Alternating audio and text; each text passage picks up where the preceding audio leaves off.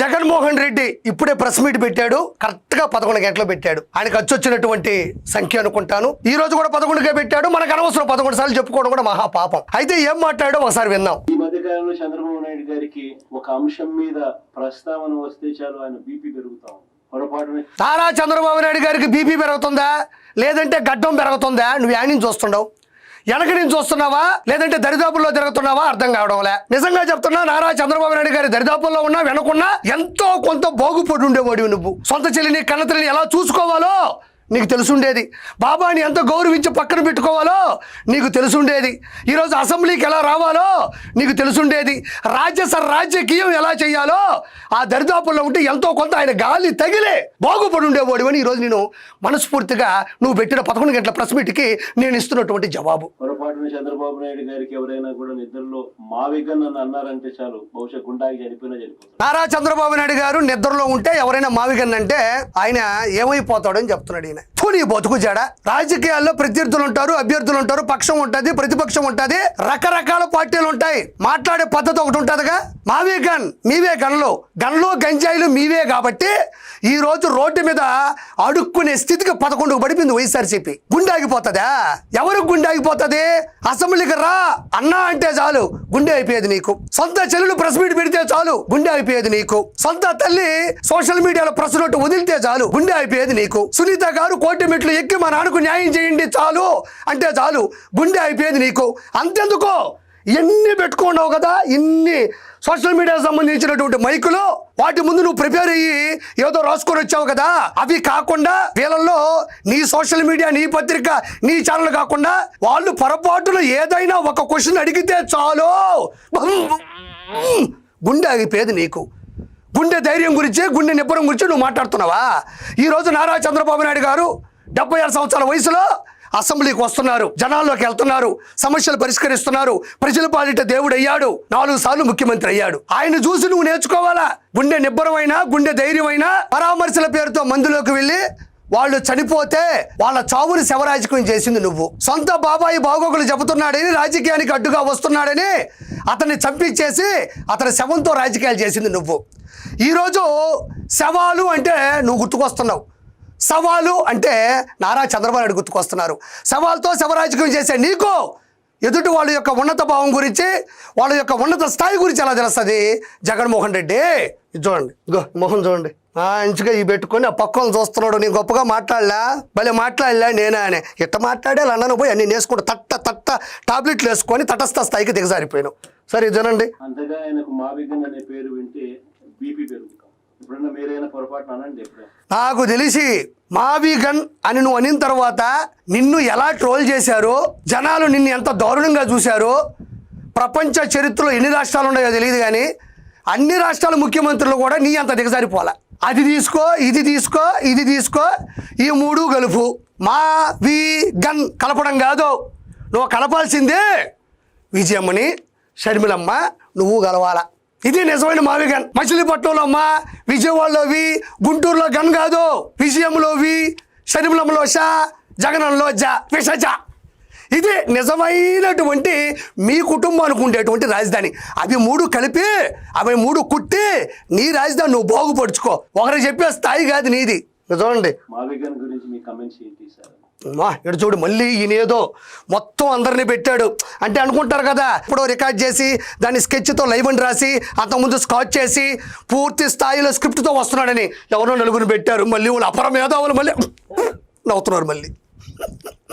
Okay, 4 టాబ్లెట్లు మీరు కూడా వేసుకోండి, ఏమనుకోబాకండి, మీకు నాకు శత్రుత్వం లేదు. గుండె ఆగిపోకపోతే అదృష్టం, మిమ్మల్ని తిట్టకపోతే వెంటనే మీ మీద బ్లాస్ట్ చేయకపోతే ఎందుకు ఆ నవ్వెందుకు? ఎందుకు అది ఏమైంది? ఏమైంది అంటున్నా. ఎందుకు అంత పొడి నవ్వెందుకు? అంత సైకోయిజం ఎందుకు? అంత శాడిజం ఎందుకు? ఏం కావాలి నీకు? ఓ పక్కేమో గూగుల్ డేటా సెంటర్ వస్తుంది, ఒక పక్క పరిశ్రమలు వస్తూ ఉంటాయి. ఏ నియోజకవర్గానికి ఆ నియోజకవర్గం 100% ఎదిగిపోతూ ఉంటుంది. అసెంబ్లీలో ఏమన్నా క్వశ్చన్లు ఆడతానేమో నువ్వు భయపడి రాలేకపోతూ ఉండవు. రానున్న రోజుల్లో ఇచ్చేటువంటి 263 సీట్లలో 250 కొట్టేస్తేనే భయంగా ఉంది. ఏం కావాలి నీకు? రాష్ట్రానికి ఫ్యూచర్లో కూడా రాష్ట్రానికి రాజధాని లేకుండా చేస్తా ఉన్నాడు. అంటే మళ్ళీ సెక్రటేరియట్, మళ్ళీ అసెంబ్లీ, మళ్ళీ హైకోర్టు, మళ్ళీ వాటి పేరుతోనే కొత్తగా బిల్డింగ్లు కడతానంటున్నాడు. పర్మనెంట్ సెక్రటేరియట్ అని కొత్త నామకరణం చేసి 2019కు ముందు నారా చంద్రబాబు నాయుడు గారు అప్పుడు మనకున్నటువంటి ఆర్థిక బడ్జెట్ లో మనం తెలంగాణ నుంచి ఇక్కడి నుంచి వెళ్ళిపోయిన తర్వాత చిల్లి గవ్వ లేకుండా సంచులు ఖాళీ చేసుకొని ₹1 కూడా లేకుండా సొంత కుటుంబాన్ని ఏర్పరచుకునేటువంటి పరిస్థితి. ఆయన ఆర్థిక వనరుల్ని ఆర్థిక అభివృద్ధిని ముందుకు తీసుకొచ్చి ఉన్నంతలోనే ఉన్నత స్థాయిలో టెంపరీగా అసెంబ్లీ కావచ్చు, సెక్రటరియట్ కావచ్చు, మిగతా వాటన్నిటినీ కూడా పరిపాలనా దిశగా అడ్మినిస్ట్రేషన్ కోసం ఏర్పాటు చేయడం జరిగింది. ఆ తర్వాత నువ్వు వచ్చిన తర్వాత అన్నిటికీ దిక్కు తాడేపల్లి ప్యాలెస్ అయింది. అసెంబ్లీలా, సెక్రటరియట్లా, ఎలాంటి చర్చల్లా అన్నిటికీ తాడేపల్లె ఏకైక దశ అయింది. నువ్వు వాటిని అభివృద్ధి చెయ్యకపోగా 3 రాజధానులని చెప్పి 3 ముక్కల ఆట ఆడి ఒక్క ఇటుకు కూడా పేర్చలేదు. మళ్ళీ మహానుభావుడు వచ్చిన తర్వాత ఏం చెయ్యాలి? నువ్వు అభివృద్ధి చేసే ఉంటే, వాటిని నెలకొల్పే ఉంటే ఆయన చేయాల్సిన అవసరం లేదు. మరి ఇప్పుడు ఆయన వచ్చిన తర్వాత మళ్ళీ ఆయన అభివృద్ధి దిశగా వీటన్నిటినీ కూడా పర్మనెంట్ అసెంబ్లీ, సెక్రటరియట్, మిగతా వాటన్నిటినీ కూడా ఆయన నిర్మించుకుంటూ ముందుకు వస్తున్నాడు. సెక్రటరియట్ గురించి, అసెంబ్లీ గురించి దిక్కుమాలిన నీ పార్టీకి ఏం తెలుస్తుంది? ఏ రోజైనా మనం అసెంబ్లీకి వచ్చి స్పీకర్ ముందు కూర్చొని మాట్లాడితే కదా అసెంబ్లీ గురించి తెలుస్తుంది. ఏ రోజున సెక్రటరియట్కి వెళ్ళి అడ్మినిస్ట్రేషన్ చేస్తే కదా సెక్రటరియట్ విలువ తెలుస్తుంది. వీటన్నిటి గురించి నీలాంటి మూర్ఖుడికి, నీలాంటి తెలివి లేని వాడికి, బాబాయ్ చావును అడ్డుగా పెట్టుకుని ఎదిగిన వాడికి ఈ విలువలు ఏం చేస్తాయని నేను మనస్ఫూర్తిగా అడుగుతున్నా.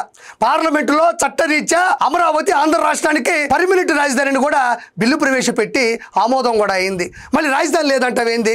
నీకు పొర్ర లేదు, నీకు తెలివి లేదు, నీకు ప్రతిపక్ష హోదా లేదు, అంతేగాని ఆంధ్రప్రదేశ్ పర్మనెంట్ రాజధాని లేదంటావేంది నువ్వు? కాబట్టి నువ్వు ఆలోచించాలని చెప్తుండా. ఇంకోసారి విందాం.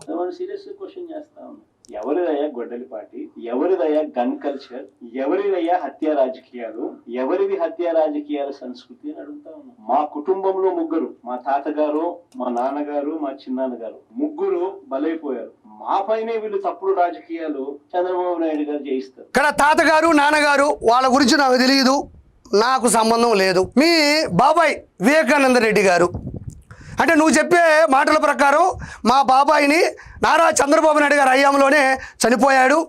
అందులో ఆయన ప్రమేయం ఉందని ఇంతకుముందు కూడా మీ సాక్షి పత్రికలో, ఛానల్లో నారాసుర రక్త చరిత్రని ఆయన చేతుల్లో గొడ్డలు పెట్టి పెద్ద వైరల్ చేశారు దాన్ని. అంటే నారా చంద్రబాబు నాయుడు గారి హయాంలో చనిపోయాడు, నారా చంద్రబాబు నాయుడు గారే చంపించేశారు, ఆయన హయాంలోనే న్యాయం జరగలేదు అని నువ్వు చెప్తుండవు. నేను ఒక చిన్న కథ చెప్పాలి జగన్మోహన్ రెడ్డి నీకు.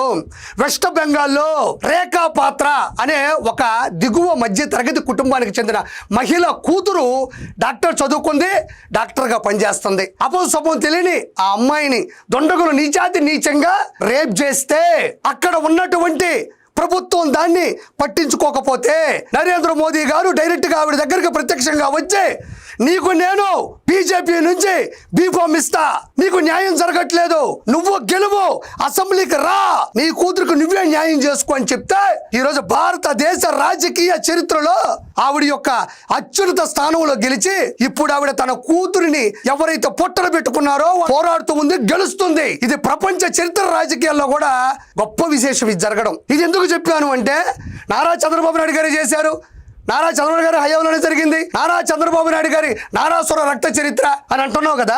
తర్వాత 2019లో నువ్వు ముఖ్యమంత్రిగా వచ్చావు కదా, ఏం గాడిదలు కాస్తున్నావా?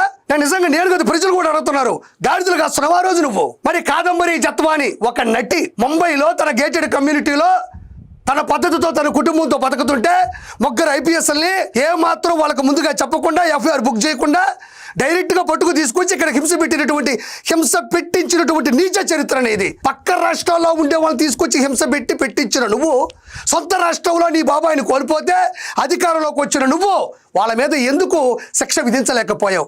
ఎందుకు CID CBI వాళ్ళకి ఆ కేసు వచ్చినప్పుడు కూడా నువ్వెందుకు పోరాడలేకపోయినావు? ఈ రోజుకి నువ్వు కన్నీరు ఎందుకు కార్చలేదు అని ప్రజలు అడుగుతున్నారు. కాబట్టి నువ్వు మాట్లాడే మాటలు ప్రజలు వినే పరిస్థితుల్లో లేరు. నువ్వు ఏదో ప్రెస్ మీట్లు పెట్టి నువ్వేదో నారా చంద్రబాబు నాయుడు అన్నంత మాత్రాన అతను ఇప్పటికి ఓడిపోయేది లేదని మనస్ఫూర్తిగా మానసిక రోగి అయినటువంటి జగన్మోహన్ రెడ్డికి మరోసారి గుర్తుపెట్టుకో. నారా చంద్రబాబు నాయుడు ఒక శిఖరం, ఇది నిఖరం. ఇక నువ్వు రాజకీయ భవిష్యత్తు శూన్యం, నీ బతుకు ఈశాన్యం.